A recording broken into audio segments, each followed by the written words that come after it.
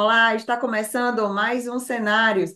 Hoje a gente vai conversar sobre a produção e exportação de caju no Brasil com o Gustavo Saavedra, chefe-geral da Embrapa Agroindústria Tropical. Tudo bom, Gustavo? Seja bem-vindo ao Cenários. Muito obrigado, Kelly. É um prazer estar aqui, falar sobre a cajucultura, que é sempre um assunto muito interessante. Muito bem, pois vamos começar, né? Gustavo, segundo o IBGE, a produção de caju no Brasil em 2024 deve crescer 24,4%, atingindo 145,3 mil toneladas. Então, eu gostaria que você explicasse para a gente quais fatores explicam esse aumento significativo na produção de caju aqui no Brasil. Ah, ah, o principal fator foi a regularidade climática que a gente observou esse ano, tá certo? Esse ano, as chuvas vieram na quantidade certa, no momento certo, apesar de umas previsões iniciais feitas no início do ano, que a gente iria enfrentar um período mais seco. Isso depois não se concretizou e a gente teve uma boa regularidade nos eventos climáticos. Então, assim, tudo deve. Não houve também nenhum grande registro de uma praga nova, de alguma praga já conhecida. Então, assim, isso deve falar desses 24% de aumento na produção de castanha. Certo. O Ceará se destaca como um dos maiores produtores de caju do Brasil, com uma representação de 55,9% da produção nacional. Ou seja, o Ceará sozinho, ele é responsável por mais da metade da produção de caju no Brasil, né? Então, eu gostaria que você falasse para a gente também quais fatores fazem com que o estado do Ceará esteja à frente das outras regiões produtoras. Pois é, esse a gente tem que ter duas vertentes nessa resposta, tá certo?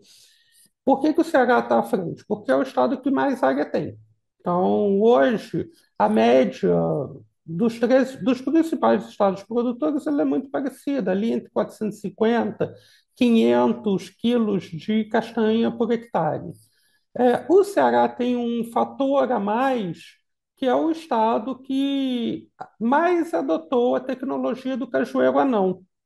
Então, quando você pega as áreas de cajueiro anão, elas são pelo menos de 30, elas de 50 a 100% mais produtivas do que o que a gente tem com o cajueiro comum. Então, o cajueiro comum estaria ali em torno de 250, 300 quilos de castanha por hectare, isso falando na média, tá certo? E o do cajueiro anão estaria ali de 500, algum 550. Então, assim, Ceará com mais área e com maior adoção da tecnologia do anão é o que mais produz, tá certo? Então, isso explica hoje. O ponto que aí eu quero fazer uma ressalva é que depois do último período de seca, o Brasil perdeu muita área. A gente já chegou até quase 700 mil hectares de área, hoje a gente tem em torno de 450, 440, 460 mil hectares de área de produção de cajueiro. Dos três estados principais produtores, o que mais sofreu foi o Rio Grande do Norte. Então, o Rio Grande do Norte chegou a ter municípios que perderam 95% a 98% do plantel de cajueiros que tinham ali. E isso abriu uma possibilidade de reconstrução da agricultura, tá certo? Então, por exemplo, regiões como Severiano, Melo e Apodi, municípios como Severiano, Melo e Apodi, você já tem produtores com a tecnologia do cajueiro anão, que a Embrapa projeta 1.200 quilos de castanha, ou seja, o dobro do que é feito nas áreas que adotam, eles já estão batendo 2.200, tá certo? Eles já estão chegando. Isso você tem grandes cajucultores, médios cajucultores e pequenos cajucultores assentados. Então, assim, passar desse valor, então, assim, olhando para o futuro, quem vem adotando tecnologia e quem está dando saltos é o Rio Grande do Norte, não é o Ceará. Certo. Só complementando aqui a tua informação, você falou que o Ceará é um dos três maiores produtores de caju É o do maior. Brasil, né? O Ceará é o maior produtor de caju, o Depois segundo vem é o Piauí e o terceiro, o Rio Grande do Rio Norte. Grande do Norte, exatamente, nessa ordem. Mas isso hoje ainda está muito em função da área, mais produção. O que a gente começa a perceber é que agora você está vindo um outro componente, produtividade. E aí o Rio Grande do Norte tem se destacado nesses ganhos de eficiência produtiva. Então, isso pode ser que, está longe, está longe. O Rio Grande do Norte tem, eu acho que 80 mil hectares, bem distante do segundo colocado, que é o Piauí, ah, mas está lá, assim, para esse nível de produtividade, de você sair de 500 para 2.000, isso é possível, certo? Se essa, à medida com que outras propriedades, outros municípios vão adotando, então o Rio Grande do Norte, tanto é que eu acabei de voltar do Caju, do segundo Caju Conecta. Por que que a gente está fazendo no Rio Grande do Norte? Porque é onde a Embrapa tem um lugar para mostrar o expoente da sua tecnologia, tá certo? Perfeito. E como que o uso da tecnologia tem sido um diferencial na produção de caju no Nordeste, né? E eu gostaria também que você contasse para a gente quais são as tecnologias mais usadas e como essas inovações têm ajudado a aumentar a eficiência e a qualidade da produção de caju aqui no Brasil. Essa pergunta é bem complexa. Então, essa é uma pergunta de uma resposta multifatorial. Então, vamos lá. Primeiro, a primeira base, o uso no campo, a gente tem que levar em conta que, assim, como eu disse, é uma resposta multifatorial porque ela tem vários componentes tecnológicos. O primeiro deles é o material genético. Então, quando a gente muda do cajueiro comum para o cajueiro anão, a gente já está colocando. É a primeira tecnologia que se tem na história. Por quê? Porque esse é todo um trabalho. A seleção de uma nova variedade de cajueiro, ela demora mais entre 20 a 30 anos. Então, é muito tempo de pesquisa investido. Então, só para ter ideia, a gente andou fazendo os cálculos. As duas últimas variedades que a gente lançou, ou que registramos no mapa, a 555, que já está lançada, e a 805, que tem lançamento programado para o ano que vem, cada uma delas teve um custo de desenvolvimento algo em torno de 100 milhões de reais, tá certo? Então, tem muita pesquisa envolvida por aí. A principal pesquisa é o quanto cada uma dessas variedades vai entregar de produção para o agricultor. Beleza? Isso só em termos de genética. Então, se a gente comparar a cajueiro gigante, que já estão, são plantas, são árvores muito velhas, com árvores de cajueiro anão, mesmo com que estão ali no meio, que foram plantadas há 10, 20 anos atrás, você já tem um ganho pelo menos de dobro de produtividade. Tá? Então, tanto é que o próprio IBGE, quando faz as análises no CH, ele mostra isso. As áreas de cajueiro não estão em torno de 200 quilos de castanha por hectare, as áreas de cajueiro anão estão em torno de 500. Ok. Você, 500, 600, então você tem o ganho genético. O ponto é que esse ganho, esse aumento, ele não se limita só ao ganho genético. Você pode colocar o sistema de produção. No cajueiro, não, que você não consegue fazer no cajueiro gigante. Então, no cajueiro anão, você pode fazer um controle eficiente de pragas e doenças, que é um outro conjunto de tecnologias e práticas.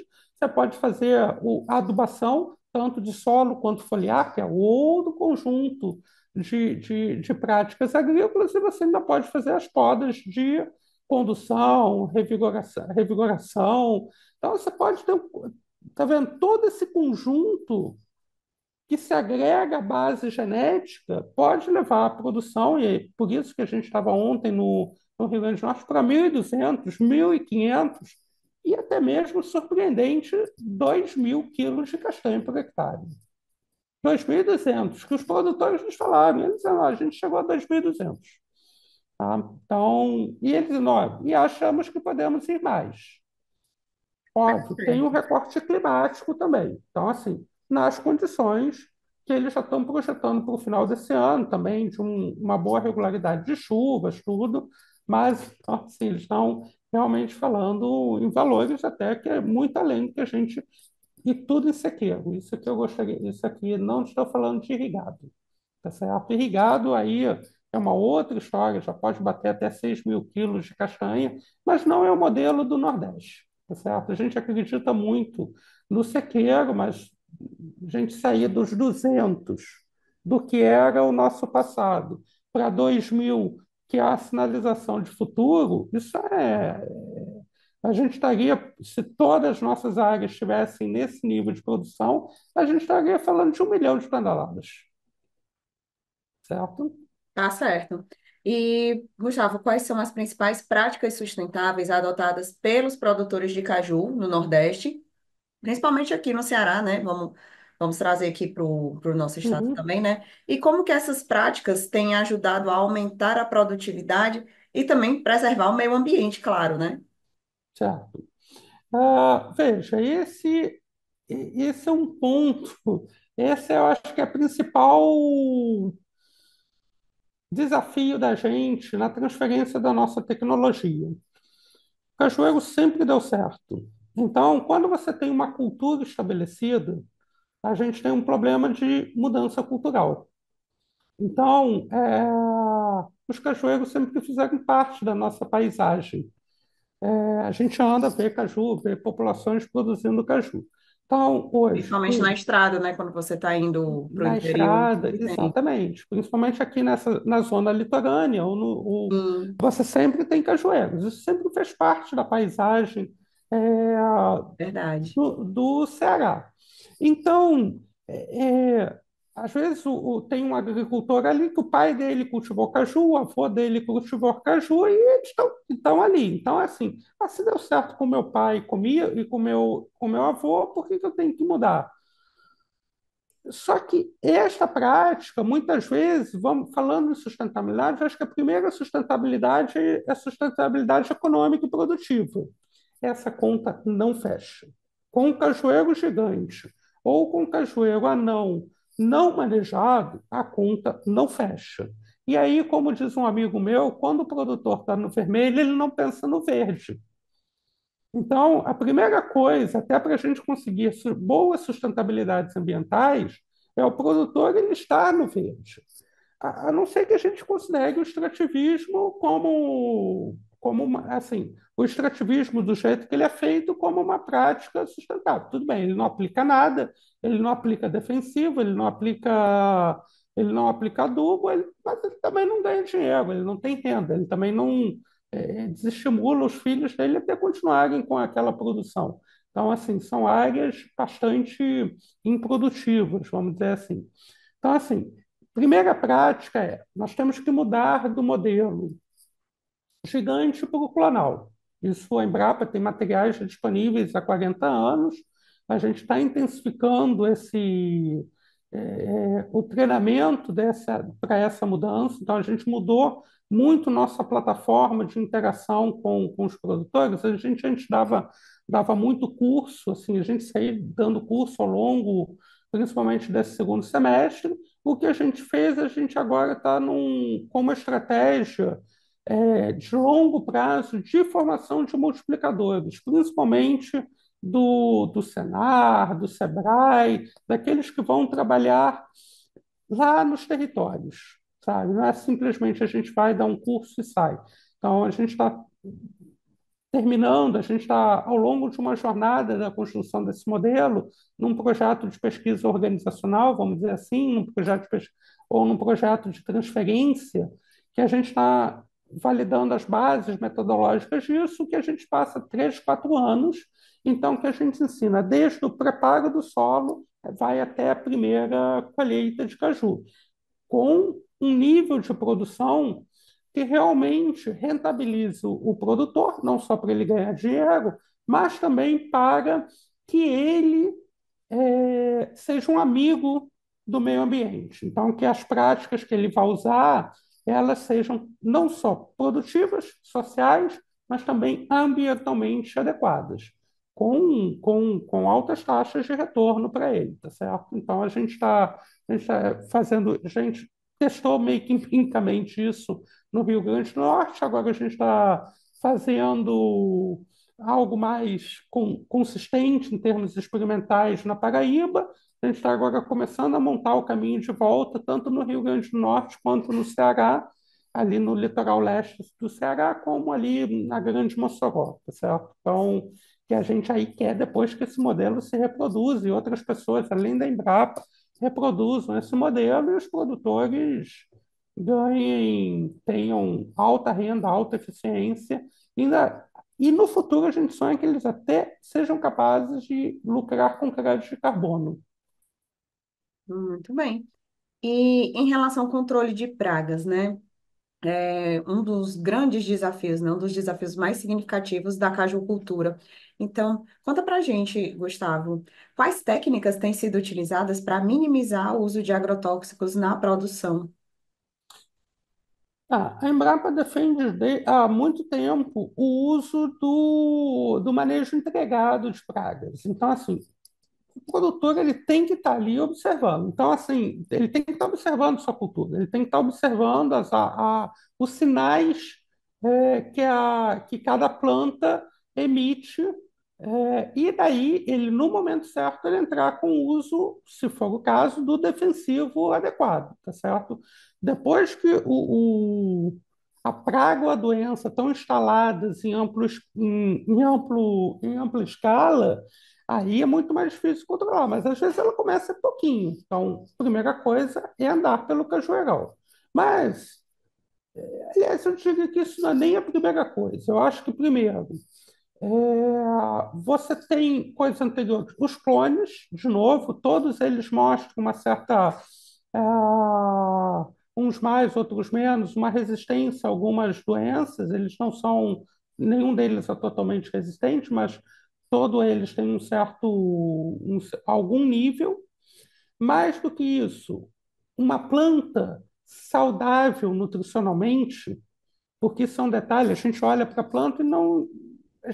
Eu, sinceramente, acho que às vezes algumas pessoas esquecem que é um ser vivo. Não existe ser vivo com fome que vai resistir muito a doenças. Então, assim, esse manejo, essas falhas na nutrição dos pomares de cajueiro são comuns, são mais comuns do que se imagina, tá certo? No cajueiro gigante isso não existe, é o que a planta consegue da própria natureza, muito do que a gente tem, é por isso que, apesar do cajueiro, das áreas que o Ceará tem, por exemplo, de cajueiro anão, se planta, aí vai naquela história de pego vários caminhos, se plantando tudo dá. Mas só que nisso você não nutre a planta, não nutre a planta de forma adequada. Então, um indivíduo que não tem uma nutrição adequada, ele seguramente é mais suscetível a doenças, tá certo? Então, se a pessoa sequer nutre a planta, imagine o controlar doenças. Então, por isso que você entra, agora que estamos na época de produção, você anda, você vê cajus todos lotados, rachados, com oídio, pragas, sabe? Então, existem grandes falhas, assim. A Embrapa desenvolveu a tecnologia do cajueiro anão, as tecnologias de controle de pragas e doenças, mas não houve essa transferência para o produtor. Porque, assim, embora a Embrapa faça, não é a Embrapa que é o órgão de transferência de tecnologia. Então, a transferência de tecnologia que fica muito a cargo de outros órgãos, isso não acontece. Há uma distribuição de mudas, mas não há, como eu falei até um pouco antes, uma muda de cajueiro é uma tecnologia que custou uns 100 milhões de reais de desenvolvimento. Então, uma muda de cajueiro não é um produto de alta tecnologia. Se entrega um produto de alta tecnologia que não se ensina o produtor a trabalhar com essa tecnologia. Então, assim, o que hoje a gente vem fazendo é formatando, então, um novo programa de treinamento com entes até privados que não existiam anteriormente. Então, a gente hoje trabalha muito com o Sebrae e com o Senar, que há 15 anos atrás, 20 anos atrás, não tinham um papel tão preponderante nas ações de transferência e difusão. Isso era muito público. Isso tudo hoje, assim, a gente não quer os parceiros públicos? Sim, queremos, mas a gente também quer os parceiros privados, até porque eles têm se mostrado muito mais efetivos em estar no território junto com o produtor.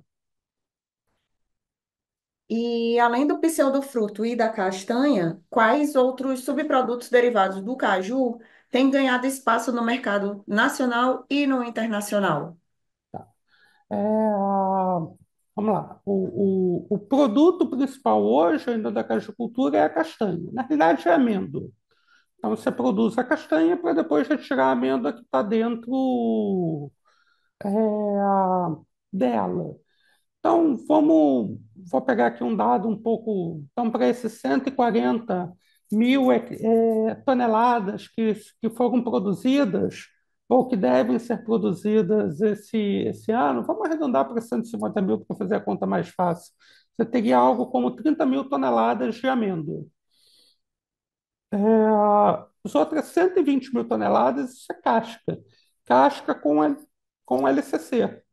Então, tem mais, até se produz mais LCC do que de amêndoa.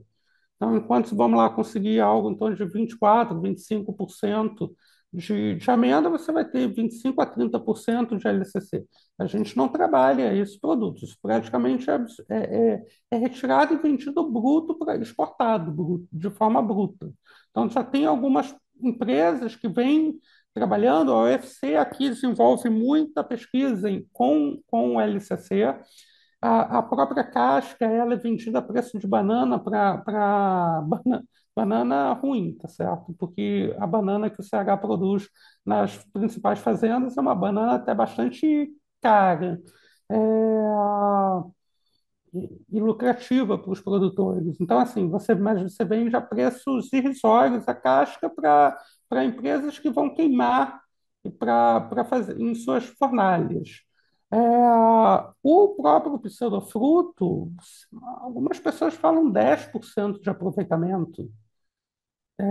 Eu, às vezes, acho que se tivesse dando 10%, a gente poderia botar até as mãos para o céu. Com um cajueiro gigante, é praticamente impossível chegar a esse valor de 10%. Com anão, dá para chegar a quase 90%. Tá? Mas ele tem que ser manejado. Aí você pode suco, suco polposo, isso já vem acontecendo, tá vendo no interior, principalmente naquela região do Rio Grande do Norte, que já vem adotando muita tecnologia. Você tem unidades extratoras se instalando ali. Até ano passado, o início desse ano só tinha uma, agora está se instalando uma segunda.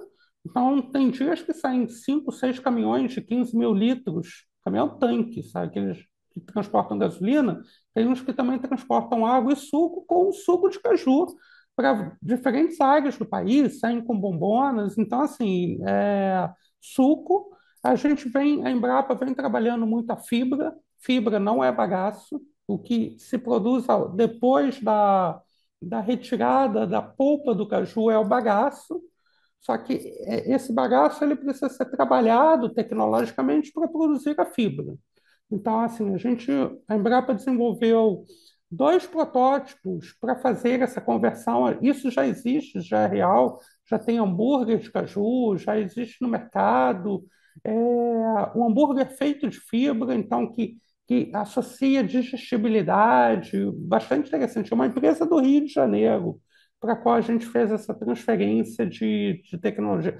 Aí eles fazem hambúrguer, falafel, uma série de produtos, uma moqueca de peixe que não tem peixe, que basicamente é caju, mas tem o gosto, exatamente, o gosto do peixe, que aí eles têm lá a receita que é feita, mas essa fibra ela tem N aplicações, tá certo? Agora, o que a gente precisa? A gente precisa fazer com que ela seja produzida em grande escala. Então, nós acabamos de desenvolver dois protótipos dessa para a transformação de bagaço em fibra, nós acabamos de fechar um contrato de sigilo com uma empresa, uma indústria processadora de caju. Nós estamos levando os nossos protótipos para dentro dessa indústria. Como a safra está um pouquinho atrasada, então não tem problema, a gente vai fazer esses testes agora em final de novembro, dezembro, talvez até um pouco em janeiro. Então, a gente vai deslocar uma equipe para dentro da indústria, vamos colher esses testes para realmente finalizar os ajustes nos protótipos. Aí a gente poderia dizer assim, ó, nós conseguimos produzir fibra em grande quantidade. E aí são mercados de alimentação humana e animal que hoje o mercado de fibras para alimentação humana está estimado em torno de 8 bilhões de dólares, tá certo? O caju não participa desse. E com uma previsão de chegar em torno de 2030, em torno de 15 a 20 bilhões de dólares. Então a gente quer estar posicionando, a gente quer ter uma fibra de qualidade para concorrer, para entrar nesse mercado, tá certo? Isso a gente acredita que a gente vai conseguir. Fora isso, o LCC, a gente também vem trabalhando com outros parceiros para incorporar as moléculas que estão ali dentro de outros produtos, então não é o LCC bruto, a gente retira as moléculas e faz a incorporação em outros produtos, isso, maiores detalhes, esse daqui a alguns anos, infelizmente, isso faz parte do sigilo, mas assim, tem grandes aplicações do LCC, a gente também está desenvolvendo com o próprio suco, a gente tem se dedicado muito ao pseudofruto, ao caju per si, entendeu? Porque para cada quilo de castanha que se faz, você produz de 8 a 10 quilos de caju. Então, você falou de 140 mil toneladas, a previsão de castanha para esse ano, então isso significa algo em torno de 1 milhão e 200 mil toneladas, assim, 1 milhão e 200 mil toneladas de caju. E que hoje você aproveita os 5%, tá certo? E é o ponto que não fecha a conta, tá certo? Só a castanha não fecha a conta do produtor. A gente tem que trazer o pedúnculo para dentro, o pseudofruto para dentro do jogo.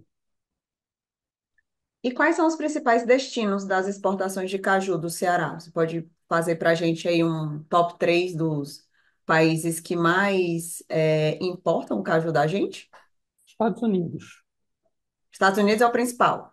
Estados Unidos é o principal, grande principal destino, tá certo? Depois aí você tem o bloco europeu como um todo, é, mas, por incrível que pareça, está começando a haver um movimento de colocação do produto da amêndoa dentro do mercado nacional. Então, porque antes, quem é que fornecia amêndoa para o mercado nacional? As pequenas fábricas e os assadores, tá certo? Hoje, as grandes fábricas, elas estão olhando muito para o mercado nacional. O que antes já foi 2, no máximo 5% do volume de uma grande fábrica processadora de castanha aqui do Ceará, que as fábricas estão basicamente todas aqui no Ceará, colocando no mercado, no mercado nacional, eles só queriam olhar o internacional, internacional, internacional, eles agora estão fazendo esse olhar, então, por exemplo, a líder do segmento, ela já está com 30% no mercado nacional. Isso é uma mudança muito grande no paradigma de vendas, tá certo? Mas ainda basicamente Estados Unidos e Europa. É. E falando aqui dos nossos produtores, né? Quais são os maiores desafios que eles enfrentam quando eles vão exportar esse caju para fora, né? Quando eles vão levar esse caju, quando vão exportar. Quais são os principais desafios que eles enfrentam aqui, O caju ou a amêndoa? de um modo geral? Tá, é que são duas coisas bem É porque distintas. são dois tipos diferentes, né? Porque É, o pseudofruto, né? Que tem muita gente que confunde o caju sendo com aquela fruto, polpa, né? Com o fruto, mas isso, o fruto, na verdade, é a é castanha, castanha. né? Então, assim, eles dois têm tipos de exportações diferentes, né? Eles têm, vamos dizer, uma logística diferente. Na realidade, a gente tem exportação de amêndoa, que realmente é o que está dentro da castanha, então isso já é o que sempre foi feito. Você retira a amêndoa da castanha. A amêndoa do Brasil, ela tem umas características interessantes pelo tamanho, pela cor, isso tem mercado já bem definidos, embora a gente perdeu muito espaço, e aí depois a gente pode deixar até isso para até uma próxima parte da conversa, mas a amêndoa está muito bem definida. Depois você tem uma exportação do próprio LCC, tá certo? Então, o LCC que se produz, ele também é exportado. A gente não processa isso aqui, infelizmente, porque é uma plataforma química muito interessante, mas também vai para exportação. Agora, quando a gente fala de caju, aí a gente tem que fazer um outro recorte. A gente é zero, a gente não exporta nada de caju. Por dois motivos. Um, você não pode tirar castanha. Então, já tem um movimento de fruto de mesa muito interessante. Ontem mesmo eu estava com dois computadores da CEAGESP, dentro desse evento que a gente fez no Rio Grande do Norte. Eles estavam lá, eles estavam olhando o evento que a Embrapa promoveu, esses 3 dias de evento que a Embrapa promoveu, rodando algumas regiões do Rio Grande do Norte. Eles estavam junto com a gente, tá certo? Por quê? Porque eles queriam conhecer os produtores para fazer negócio, beleza? Então, assim, hoje já estão conhecendo não só produtores de caju de mesa potiguares, como cearenses. Então, isso já está legal, mas você não pode tirar a castanha. Porque na hora que você tira a castanha, mesmo que a gente não consiga ver, existem pequenos ferimentos que você faz no caju. Esses pequenos ferimentos no caju, então o ato de descastanhar, ele causa isso, entra uma quantidade de oxigênio suficiente para dentro do caju que o caju entende que ele tem que apodrecer, tá certo? Porque, como você mesma falou, o fruto verdadeiro é a castanha. Então, eu vou pegar até uma coisa bíblica. Então, assim, todo ser vivo ele tem que crescer e se multiplicar. Então, a castanha é o filho.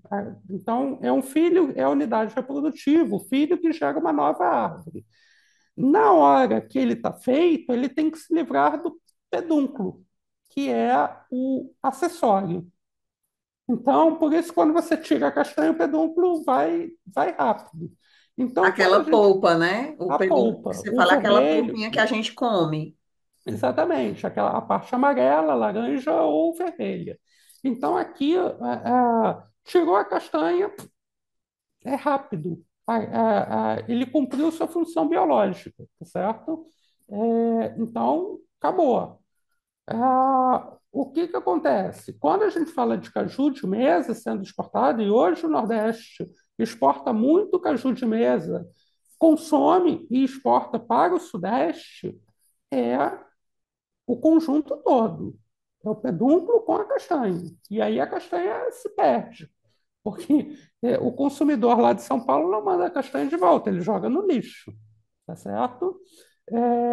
Então, esse mercado vem crescendo, e isso é uma coisa. Isso também, essa mesma lógica que eu expliquei do fruto de mesa, da comercialização do fruto de mesa, ela é altamente impactante para o fruto, desculpe, pro pedúnculo que vai para o processamento, tá certo?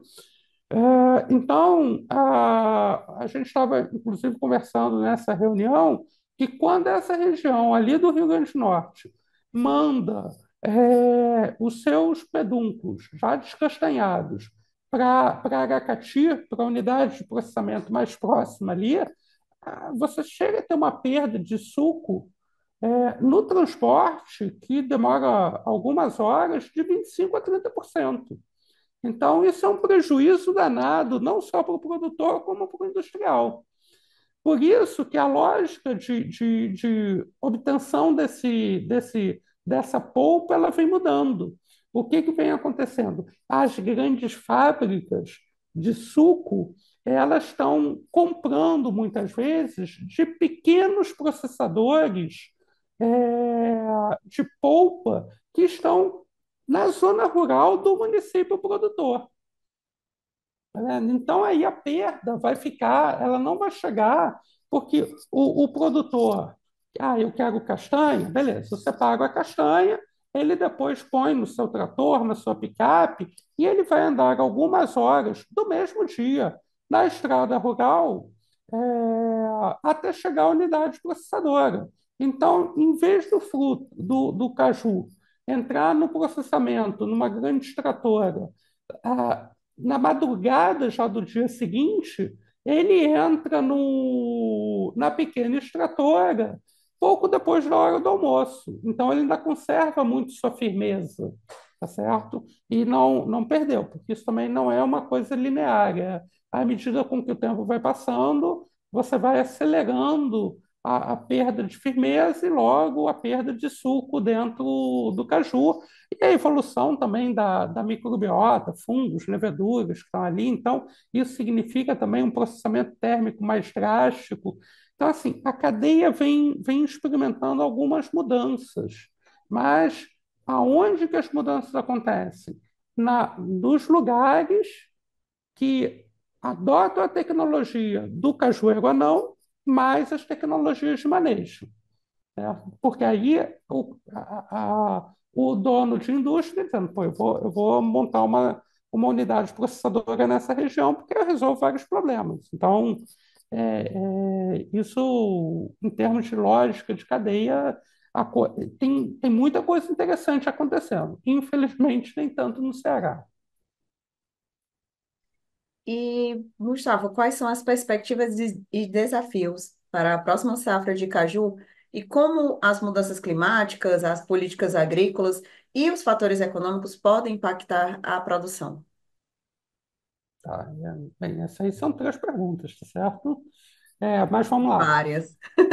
São várias. Eu vou começar pelas mudanças climáticas.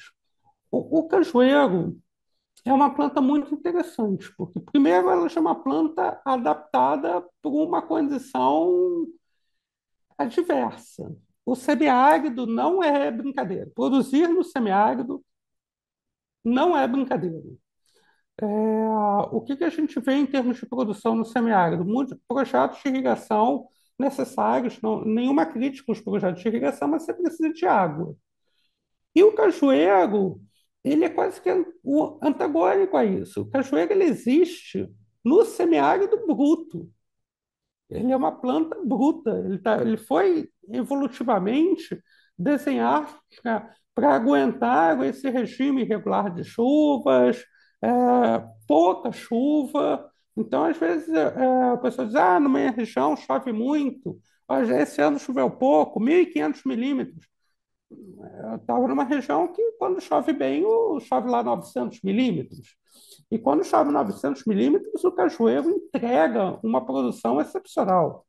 Quando, nos períodos de seca, muitas plantas se perderam, mas os cajueiros bem cuidados, eles aguentaram 500 milímetros. Produziram menos, mas estavam lá. Então, assim, é uma planta adaptada já naturalmente para as mudanças climáticas. Ó, como todo ser vivo tem seus limites, tá certo? O quanto a gente ainda não sabe. Então, a gente está começando a botar essas métricas de carbono e hídricas fazendo essas medidas para o cajueiro. Por que a gente não sabia antes? Porque a gente não tinha pomares tão bem organizados quanto a gente tem hoje. Então, a gente não conseguia fechar essa conta. Cada um fazia de um jeito, cada um fazia sem práticas agrícolas registradas, mas agora a gente já tem produtores que estão realmente sendo agricultores de alta tecnologia. Então, a gente já consegue montar essas métricas. Não é, nós acreditamos, e não é simplesmente um mero achismo, que o cajueiro ele possa, inclusive, no futuro, além de caju e castanha, ele está gerando crédito de carbono. Então, algumas práticas vão ter que ser mudadas, mas isso é possível e viável. Assim, ou mesmo ter selos de baixa pegada hídrica que já é meio que natural do caju, tá certo? Vamos lá, eu me dediquei, Kelly, muito, muito para a parte de carbono e quais são as outras três componentes da tua pergunta? Desculpa. Políticas agrícolas e fatores econômicos. Tá, esse políticas agrícolas para mim, é o principal complicado, o principal complicador. Assim, a gente não tem políticas agrícolas para a cajucultura. Não, nos três estados produtores, assim, é tudo muito interessante, a gente apoia, mas uma política estadual, nacional, nós não nós não temos, tá certo? É, mesmo no Ceará. Então, assim, todo mundo quer produzir, mas assim, tá, beleza, e aí? Então, assim, no máximo, eu descobri ontem no Rio Grande do Norte. O Rio Grande do Norte aprovou uma lei que ele reduz uma determinada taxação de impostos para a produção de caju. Tá, beleza. No Ceará não existe tal coisa, assim, nós vamos ter um programa de incentivo à produção, de alcance de produtividades maiores. Não, o máximo que a gente teve nos três estados, que não funcionou muito bem, é a distribuição de mudas. Tá certo? Então, por exemplo, o Ceará até agora distribuiu mais ou menos 8 milhões de mudas. O ano que vem tem uma projeção de distribuir mais 400 mil mudas. Isso melhorou a nossa produtividade? Melhorou. Nós saímos dos 200 e fomos para os 500. Aí você vai dizer, não, ó, tá vendo como nós fizemos isso bem? Mais ou menos, porque as mudas que foram distribuídas eram para alcançar de 1.200 a 1.600. Então, assim, foi só pela genética da muda, porque pelo desenvolvimento do sistema que a muda requer, não se fez esse trabalho. Então, apesar da Embrapa ter todas essas práticas já escritas, descritas, ensinadas, o processo de transferência de tecnologia, que é muito mais estadual do que da empresa de pesquisa, nenhum dos estados fez. Então, assim, o básico de política agrícola a nível estadual não rolou. Falar federal, assim, a cultura do caju, comparado com as outras grandes commodities nacionais, soja, milho, trigo, é uma cultura pequena. Não estou desmerecendo, eu adoro o caju e a importância dele, assim, mas assim, dentro do que são as grandes commodities nacionais, e, e partindo do princípio que o recurso financeiro é limitado, isso talvez não seja tanto o dinheiro, o foco de uma política agrícola nacional, mas mais estadual. Então, assim, estaduais. Isso não acontece, tá certo? Não acontece nem de um lado, nem de um outro. Talvez a grande política nacional seja colocar a cajucultura, ter a Embrapa, continuar desenvolvendo tecnologia para essa cadeia e desenvolver o saneamento agrícola de risco climático para a cajucultura. Mas daí a gente também não vai muito mais longe. Muito bem, para a gente finalizar aqui os cenários, como o mercado futuro para o caju nordestino se desenha nos próximos anos? Tá, eu tenho a visão que o mercado de mesa vai evoluir bastante do caju de mesa, assim, eu acho que tem, quando eu cheguei aqui há quase 25 anos, o que se falava é que o caju sobrevivia pouco menos de uma semana. Então, assim, o caju naturalmente, aí o fruto como todo, a castanha mais o pseudofruto, ele tem um prazo de duração de 2 dias, tá certo? De castanha, não. A castanha aí tem uma pós-colheita de quase um ano em boas condições. É, mas eu acho que a gente vai avançar no mercado de mesa. Eu nunca vi um interesse tão grande de vendedores de fruta da CEAGESP rodando aqui pela região. Então, eu acho que e o caju tem um apelo, não só por ele ser um fruto bastante, muito gostoso, muito aromático, ele tem 5 vezes mais vitamina C do que a laranja, então ele traz conceitos de saudabilidade, que aí vem não só vitamina C, fibra, vitamina A, então assim, ele traz o conceito de tropicalidade também, então eu acho que isso eu estou falando só a nível de Brasil. E já existe desses compradores lá da CEAGESP até interesse em começar a pensar exportações de caju. Então, e como o Brasil basicamente é o único país que olha para o pseudofruto, eu acho que isso vai acontecer, tá certo? Mas isso, vamos lá, na melhor das hipóteses, o pessoal estima que o negócio de fruta de mesa seja 2%, se- que já está se falando de uma grande quantidade de caju indo para a mesa. Se dobrar, e mesmo assim, isso dependendo de muito trabalho, nos próximos anos, talvez na próxima década, um pouco mais, até 2030, 40, isso a gente dá saltos, mas não, ainda é uma pequena parte da cadeia. Eu acho que a grande parte, o grande ponto da cadeia nós temos que usar o caju na sua integralidade. E aí vem uma gama de produtos, tá certo? Então, não só polpa e sucos prontos para beber, mas também a fibra em consumo. A Embrapa vem trabalhando no desenvolvimento de suco desaromatizado, que pode ser misturado com outros sucos. Até agora, a gente tem uma nova legislação de sucos e de alimentos, então todo mundo agora vê aqueles rótulozinhos que tem nos alimentos. Então, se você põe, você vai fazer, por exemplo, um, um determinado produto líquido. Se você põe açúcar, você tem que botar o rótulo ali, adicionado de açúcares, tá certo? Açúcar que vem da casa. Se você põe um xarope que vem de suco, isso não precisa existir. Tá certo? Então, você tem espaços para indústrias de alimentos a partir de suco de caju, de algumas variantes desse suco de caju. A própria cajuína eu acredito muito, mas cajuína é algo muito. Ele é infrarregional, assim, não é nem dizer que o nordestino consome cajuína, o pernambucano não conhece cajuína. O sergipano, às vezes, não conhece cajuína, a mesma coisa que o baiano. Então, a cajuína está muito aqui entre o Ceará e o Piauí. Mas a cajuína tem um grande espaço no Brasil e até mesmo em outras regiões.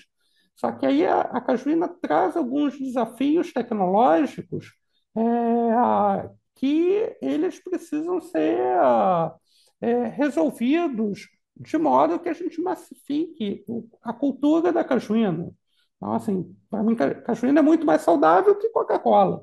Cajuína traz vitamina C e Coca-Cola. Desculpa, não sei nem se eu podia estar falando o nome, mas um refrigerante à base de cola, se a gente podia estar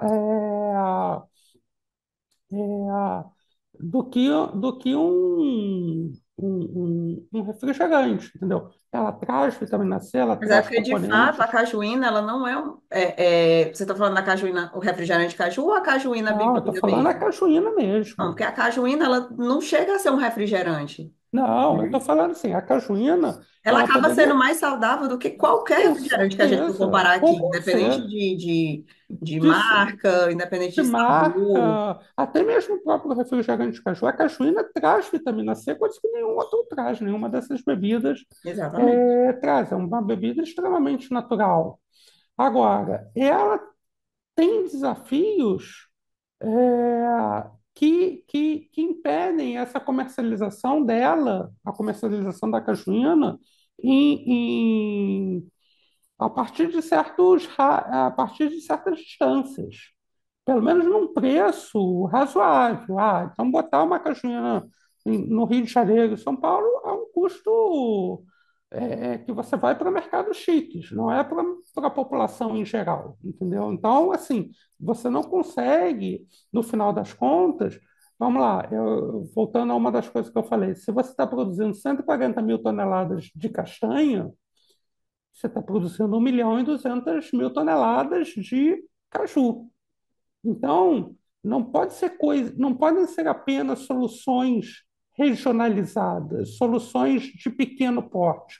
Se a gente não tiver para a cajucultura soluções de grande volume, a cajucultura ela sempre vai ficar rodando nesse mesmo marasmo. A cajucultura tem que ter soluções integradas de cadeia e de grande volume, tá certo? Muito bem, e com isso a gente chega ao final de mais um Cenários. Gostaria de agradecer aqui a presença do Gustavo Saavedra, nosso convidado de hoje, e também da sua audiência. Se você gostou, curta, compartilhe, deixe o seu comentário e se inscreva no nosso canal para não perder nenhum conteúdo da Trends. A gente fica por aqui, próxima quinta tem mais. Até lá. Tchau, tchau. Tchau, tchau.